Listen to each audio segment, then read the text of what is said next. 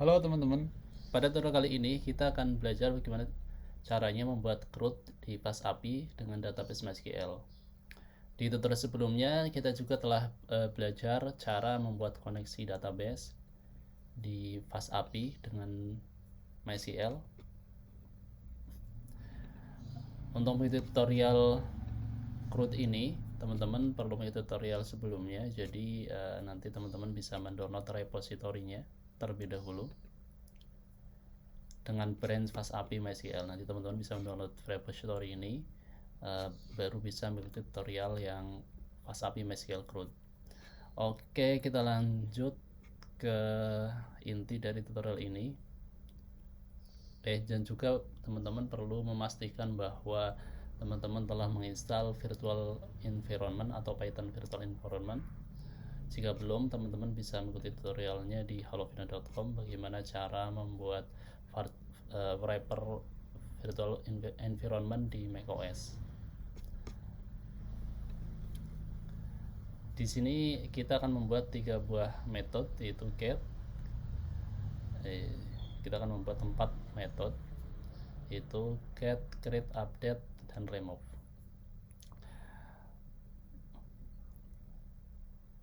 Teman-teman bisa membukanya di direktorinya CRUD, terus base.py. Kemudian teman-teman bisa mengcopy paste 4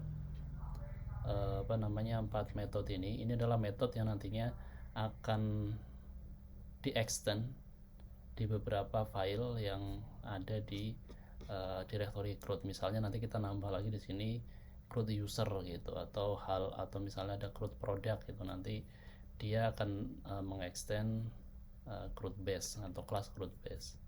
Jadi teman-teman bisa copy paste terlebih dahulu.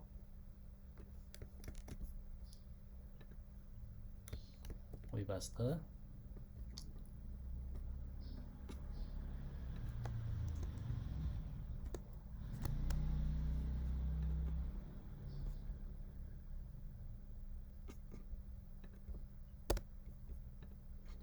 Oke, jika kita lihat di sini kita sudah membuat ini ada metode get multi. Ini untuk menampilkan semua data atau data yang ada di misalnya di nanti yang akan kita panggil adalah di customer. Di sini kita akan bisa menampilkan semua data yang ada di customer dengan limit tertentu. Misalnya kita tentukan limitnya adalah 2, di sini defaultnya 2, nanti di routingnya bisa di setting. Kemudian di sini ada method get, ini untuk mengquery salah satu data. Kemudian salah satu data itu misalnya kita ingin menampilkan satu data customer dengan ID 5 misalnya.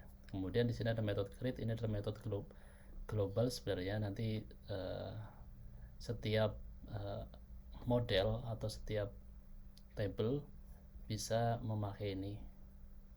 Dan juga di sini ada update, jadi nantinya setiap kita membuat atau melakukan update data yang tidak memiliki, maksudnya update data yang umum dan dia tidak memiliki logic spesifik, bisa memakai ini.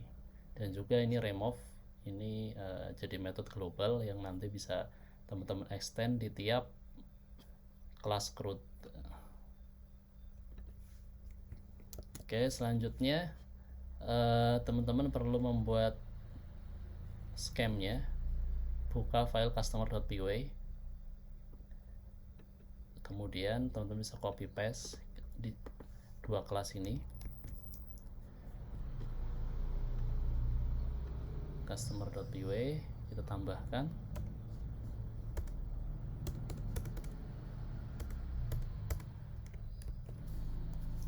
Sebelumnya kita juga sudah membuat ada customer base di tutorial sebelumnya, terus ada kelas customer, terus kita bikin lagi sekarang scheme untuk kelas customer create dan juga untuk scheme kelas customer update. Skema ini nantinya akan kita gunakan ketika kita mengirimkan data create dan update melalui JSON, melalui HTTP request. Biasanya misalnya kita mau mengetesnya bisa menggunakan bisa menggunakan Postman atau CURL. Selanjutnya apalagi, teman-teman perlu menambahkan spesifik metode create di create customer.py. Jadi teman-teman bisa langsung copy paste terlebih dahulu.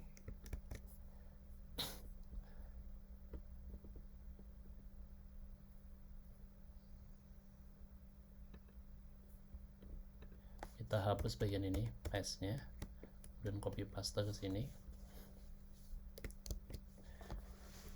Ini adalah bedanya dengan create yang ada di base.py. Bedanya adalah ini lebih spesifik, jadi nanti teman-teman bisa membuat logic yang lebih spesifik lagi. Misalnya ketika meng-create customer baru itu harus include dengan user ID tertentu. Nah, nanti teman-teman bisa menambahkannya di sini logiknya. Dan jangan lupa hal yang paling penting di sini adalah ini commit dan refresh. Jadi ketika di commit, kenapa perlu di commit? Karena di SQL Alchemy ini dia menerapkan konsep transaction dan commit. Jadi ketika kita melakukan initiate data atau ini sebenarnya DB add ini adalah menginitiate datanya untuk dikirim ke database, kita perlu melakukan satu perintah lagi, yaitu commit, agar datanya tercreate atau reflect ke dalam table. Refresh ini fungsinya untuk merefresh data terbaru yang ada di table tersebut. Oke, kita sudah membuat metode create-nya di create customer. Selanjutnya yang perlu teman-teman buat lagi adalah teman-teman perlu menambahkan endpoint, beberapa endpoint di customer.py. Jadi kita bisa langsung copy paste dulu. Di sini ada post, put, dan delete. Jadi put ini digunakan untuk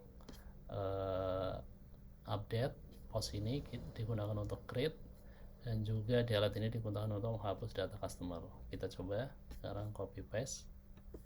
Kenapa di tutorial ini saya menggunakan copy paste? Ini sebenarnya untuk mempercepat, nanti teman-teman bisa mempelajarinya sendiri,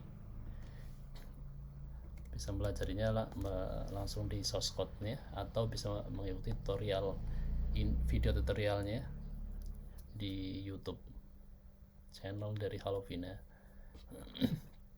Ke direktori api.py, kemudian endpoint, kemudian pilih customer.py, tambahkan di sini.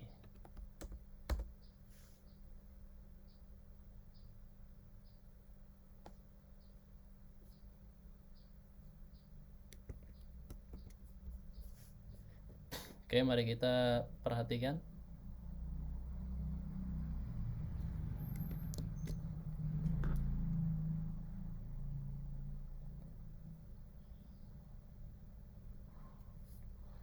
Mari kita perhatikan sama-sama.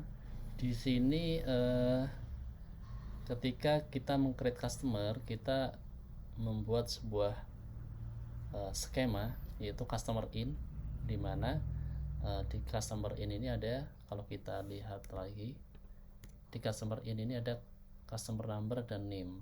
Jadi ketika kita mengirim request data atau untuk disimpan ke database, yang kita izinkan adalah field customer number dan name.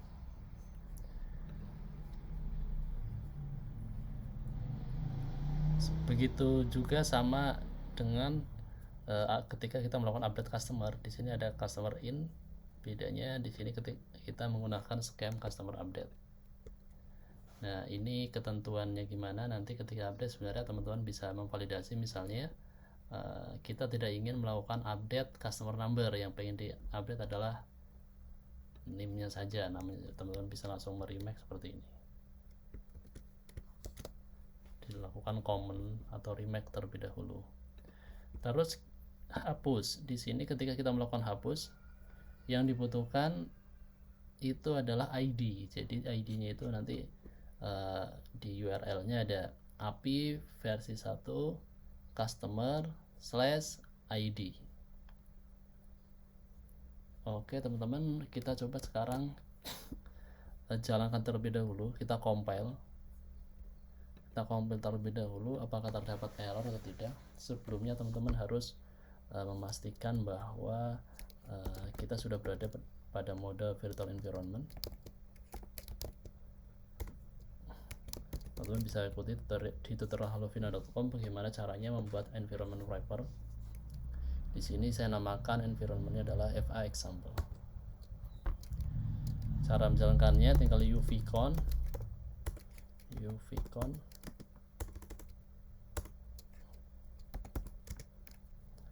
main app reload.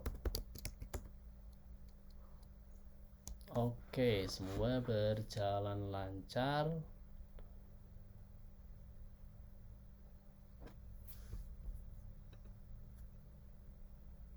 Tentunya teman-teman perlu ini ya, nanti jika dijalankan di lokal komputer teman-teman terdapat error, teman-teman perlu melihat misalnya ada di sini root customer, perlu melihat apakah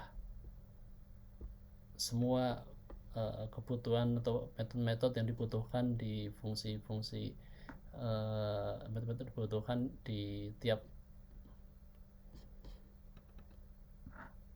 metode baru itu sudah diimport atau belum.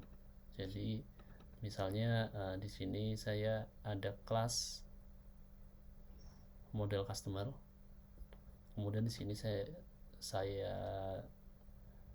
persiapkan untuk melakukan create insert data. Nah ini sudah saya import terlebih dahulu. Nanti misalnya error, teman-teman perlu mengecek terlebih dahulu apakah beberapa kelas atau metodenya sudah diimport atau belum. Oke, kita langsung sekarang ke post manager ya. Di sini saya sudah membuat beberapa postman. Jadi terutama untuk create customer, ini untuk yang get customer. Jadi di sini bisa kita lihat ada beberapa customer. Kita coba sekarang ubah lagi routing customer.py. Di bagian limit itu kita ubah jadi misalnya 35. Lalu kita jalankan. Di sini semua datanya sudah ada, muncul. Semua data yang ada di database sudah tampil. Selanjutnya misalnya kita ingin melakukan create customer, harusnya nanti di sini berubah jadi ID-nya jadi 8. Misalnya kita akan membuat customer baru, misalnya 2134, kemudian namanya sampel tes.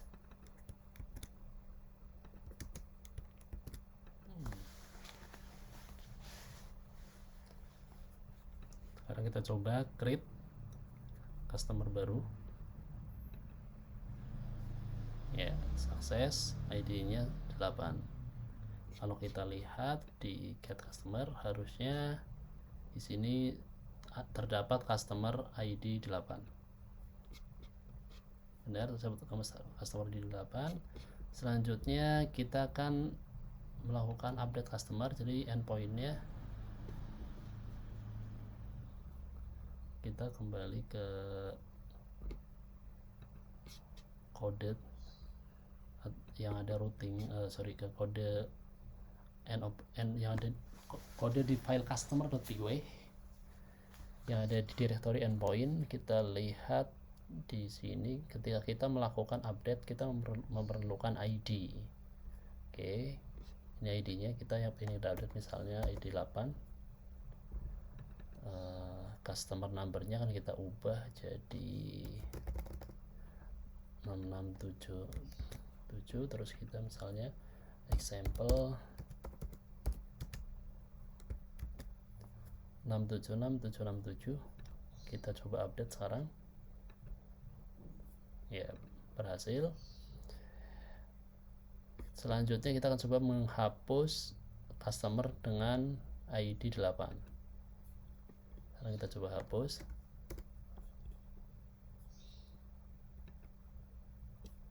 Ya, berhasil. Kita coba ulang lagi.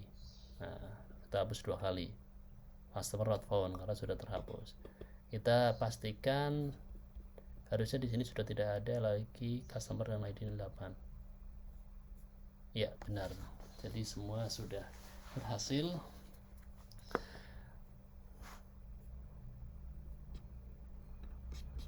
Nah, ini teman-teman bisa mengikuti tutorial lengkapnya di halofina.com. Selamat mencoba.